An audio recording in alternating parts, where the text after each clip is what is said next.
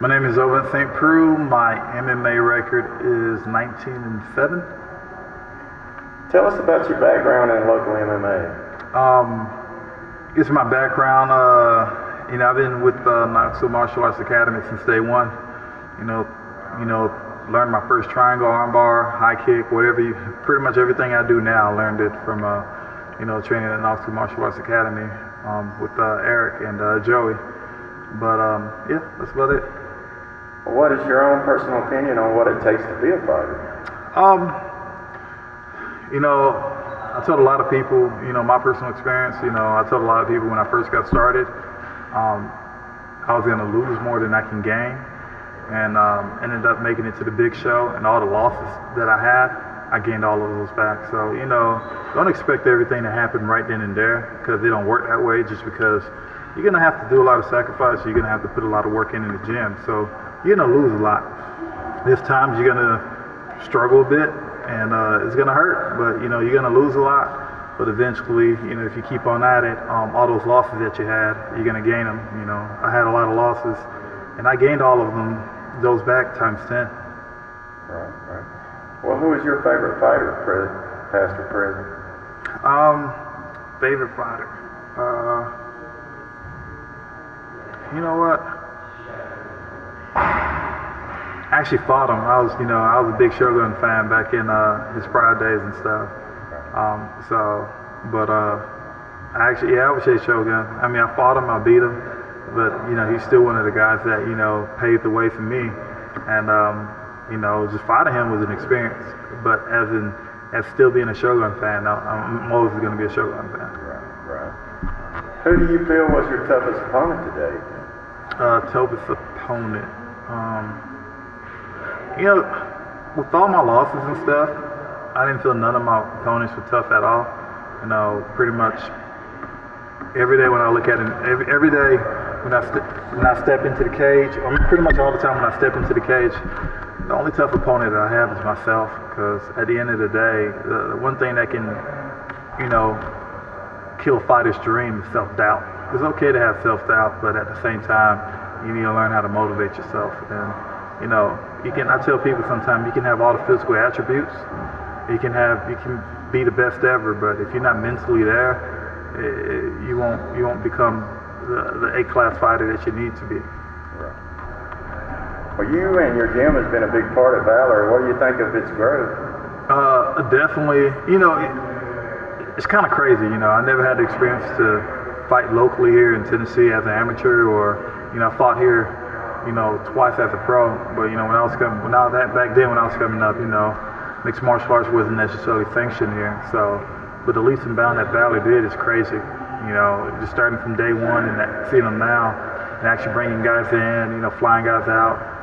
It just shows you how mixed martial arts has grown in East Tennessee, especially within the Knoxville area. What are your thoughts on your next fight? Well, my thoughts, the usual. Me playing the underdog role, which I technically love. I grew up in the underdog type of culture, and I love proving people wrong. But for this next fight, I'm just excited because I get to represent, Knoxville, and I know there's all the fighters around here. They're looking forward to the fight, and just to make it in that big of a stage, and that's what you're shooting for. The opportunity was there, and I took it. And it's crazy. A lot of people asking me how I feel. I feel great. I feel excited. Mentally, this is probably the best I ever felt. As long as I go on there with a clear head, which I know I am, I'm gonna be perfectly fine. So, this fight, I'm excited. The opportunity was there, and I took it. I tell a lot of people, a lot of these guys that ended up being champs, a lot of these guys that became up and coming fighters and stuff, they had an opportunity. Me, I have an opportunity. Jones, when he was a champ, before he was a champ, he had an opportunity, and he took it. He capitalized on it. Cormier, when Jones stepped out, had an opportunity. He took it. He stepped in on it. So I'm doing the same thing. Well, every fighter out there wants to know, how does it feel to be fighting for UFC gold? To be honest, I haven't thought about that yet.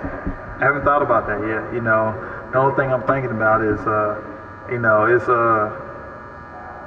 I don't know. It's kind of exciting. It's exciting. I just thought about, like, you know, the GOAT is good, but at the same time, it's just like, just fighting Jon. That's, you know, even good. That's even better. You know, he has a loss, but he never lost a fight. Exactly. Because he was completely dominating the fight. So just fighting a guy with that type of caliber and stuff, that's a fight that I always wanted, and that's a fight, you know, my trainer, you know, Eric was like, I got a perfect game plan for it. And thus far, since I've been, you know, preparing for him for the past 2 weeks, it's been unreal, actually. And I'm excited. I'm talking about it right now. I got chills talking about it. Not chills as in like, I actually chills like I'm excited. So. What's your advice to the young and upcoming fighter out there? I think my advice would be just make sure you just get in a good gym and learn as much as possible. And the biggest thing is you got to understand too, mixed martial arts is a sport that is very evolving. So, you know, don't get stuck in one way, and try to evolve as much as possible through the sport. And, you know, 10 years ago, you know, BJJ black belt mixed martial arts mean you're pretty much in trouble. You know, now everybody's doing some form of jiu-jitsu and kind of know what's going on. And now you have to be a well-rounded fighter and don't stick to one thing. And I think the biggest thing is for me too is whatever you're good at. People have a habit of when you go in the gym, the only things they want to train is the only things that they're good at. You know, put yourself in situations. If you're not good at wrestling, drill wrestling all the time, because if you're a pretty good striker and you start drilling a lot of wrestling, it's going to make your striking game that much better. So if you're not good at, you know, jiu-jitsu, do a lot of jiu-jitsu. It's going to make your jiu-jitsu game that much better. Plus, it's going to make your wrestling game that much better. So whatever you're good at, if you're always going to be good at it, work on what's you're bad at. It's almost like, you know, people go into the gym. The only thing they want to do is bench all the time. And bench is good, but you get all your powers from your leg. So leg day, people don't like, you know, going into the gym during leg day. So whatever you think you're bad at, whatever you think you need to work at, you work at that. And that's gonna, you know, make your game overall better. Sounds like good advice. When all is said and done, what do you most want to be remembered for? You know, it's just really nothing. It's just like with me, if anybody knows me, I'm kind of low-key laid back, and, you know, I just want to be known as the low-key laid back Vince. And a lot of times people see me, I'll be out and about, but other than that, I'm just really nothing. Just like, you know, just somebody that kind of stumbled into mixed martial arts. I tell people I always stumbled into mixed martial arts because I was just doing it, just train. Got through playing football. I wanted to do it just to stay in shape and, you know, find out a new talent. Things happen for a reason, and I've definitely been blessed within the sport. Been able to accomplish a lot, been able to travel a lot, been able to, you know, fight some big names, fight some really, really big names. Actually fighting for the gold too. And, you know, at the end of the day, you just, you know, always remember. I think I just want to be remembered as, you know, just a pretty humble guy. You know, I keep to myself. You know, I always respect people, and so. Well, you got any shout-outs to sponsors, team? The usual. Just want to give a big shout-out to, you know, my gym, Knoxville Martial Arts Academy. It's pretty much all my coaches: Eric Turner, Joey Zonar, Nate Hoffmeister, John Lamborante, my wrestling coach. Did a lot of leap and bounds with him. You know, just everybody has supported me. You know, Eddie and the Health Shop, they've been tremendous to me.